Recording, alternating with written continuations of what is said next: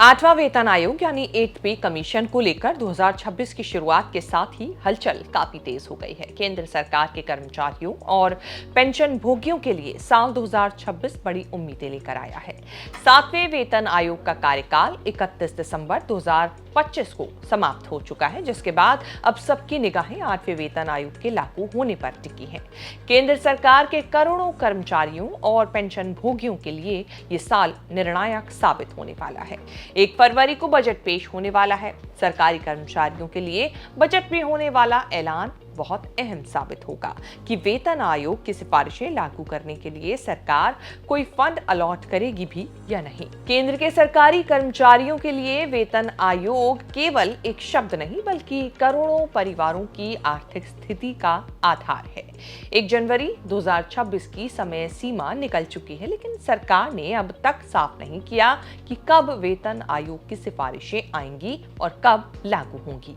हालांकि सरकार ये कह चुकी है कि जब भी होगा फायदा 1 जनवरी 2026 से ही मिलना शुरू होगा, यानी कि एरियर्स के जरिए। भारत में वेतन आयोग का गठन हर 10 साल में एक बार किया जाता है। पिछले 7वें वेतन आयोग का गठन 2014 में किया गया था और इसकी सिफारिशें 1 जनवरी 2016 से लागू हुई थी। परंपरा के अनुसार 8वें वेतन आयोग को 1 जनवरी 2026 से प्रभावी होना चाहिए। हालांकि सरकार ने अभी तक नोटिफिकेशन जारी नहीं किया है, लेकिन सरकार के लेवल पर तैयारी और कर्मचारी संगठनों का दबाव साल भर से बना हुआ है। जस्टिस रंजना प्रकाश देसाई की अध्यक्षता वाले वेतन आयोग ने भी अपना काम शुरू कर दिया है, लेकिन ये पता नहीं कि काम किस दिशा में चल रहा है। सिफारिशें सौंपने के लिए आयोग को 18 महीने का समय दिया गया है। इससे लग रहा है कि कम से कम 2026 में कुछ नहीं होने वाला, जो होना है वो 2027 के अंत में हो सकता है। चूंकि नई सिफारिशें लागू होने में समय लग सकता है, इसीलिए सरकार ये स्पष्ट कर चुकी है कि दरों की गणना 1 जनवरी 2026 से की जाएगी। रिपोर्ट्स के अनुसार कार्यान्वयन में देरी के कारण कर्मचारियों को 15 महीने या उससे अधिक का एरियर मिल सकता है, जो वित्त वर्ष 2028 यानी कि फाइनेंशियल ईयर 2028 के बजट पर बड़ा वित्तीय बोझ डालेगा। 8वें वेतन आयोग की सबसे महत्वपूर्ण चर्चा फिटमेंट फैक्टर को लेकर है। फिटमेंट फैक्टर वह गुणांक है जिसका उपयोग पुराने वेतन को नए वेतन ढांचे में बदलने के लिए किया जाता है। 7वें वेतन आयोग में फिटमेंट फैक्टर 2.57 था, जिससे न्यूनतम वेतन 7,000 से बढ़कर 18,000 हो गया था। 8वें वेतन आयोग में फिटमेंट फैक्टर जो है वो 2.86 से 3.68 के बीच रहने का अनुमान है। यदि सरकार फिटमेंट फैक्टर को 3.68 मानती है तो फिटमेंट फैक्टर से न्यूनतम मूल वेतन जो है वो 18,000 से बढ़कर 34,000 से 51,000 तक हो सकता है।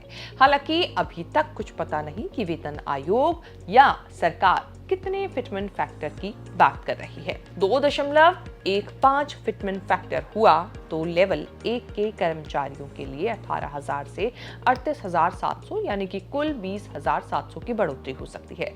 लेवल 10 के कर्मचारियों के लिए 56,100 से 1,20,615 यानी कि 64,515 की बढ़ोतरी हो सकती है। 2.86 फिटमेंट फैक्टर होने पर संभावित सैलरी कुछ ऐसे बन सकती है। लेवल 1 के कर्मचारियों के लिए 18,000 से 51,480 यानी 33,480 का इजाफा होगा।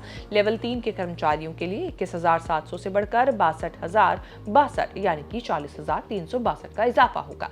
लेवल 6 के कर्मचारियों के लिए 35,400 से बढ़कर 1,01,244 यानी कि 65,844 का इजाफा होगा। लेवल 10 के कर्मचारियों के लिए 65,844 से बढ़कर 1,60,466 यानी कि 1,04,366 का इजाफा होगा। जनवरी 2026 महंगाई भत्ता की एक और किश्त का अनुमान है। डीए 60% के पार पहुंचने का अनुमान है। नियमों के मुताबिक जब डीए 50% से ऊपर जाता है तो उसे बेसिक सैलरी में मर्ज करने की संभावना बनती है, जिससे एचआरए टीए में उछाल आएगा। वैसे वित्त मंत्रालय ने फिलहाल डीए को मूल वेतन में मर्ज करने की किसी भी प्रस्ताव से इनकार किया है। 8वें वेतन आयोग से लगभग 67 लाख पेंशन भोगियों को सीधा लाभ होगा। उनकी न्यूनतम पेंशन जो है वो 9,000 से बढ़कर 20,000 से 25,000 के बीच होने की उम्मीद है।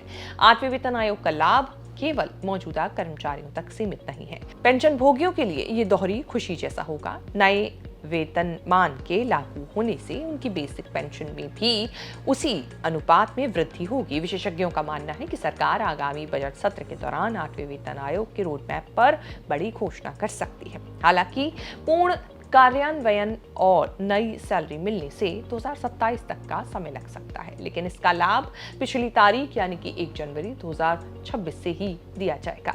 वित्त मंत्रालय के लिए 8वां वेतन आयोग एक बड़ी चुनौती है। इसे लागू करने से सरकारी खजाने पर सालाना 1 लाख करोड़ से 1.5 लाख करोड़ का अतिरिक्त बोझ पड़ सकता है। रुपया पैसा की इस रिपोर्ट में इतना ही। इस रिपोर्ट को लेकर आपकी क्या राय है, कमेंट करके जरूर बताएं और आगे भी ऐसी खबरें देखने के लिए आप बने रहें न्यूज़ तक के साथ।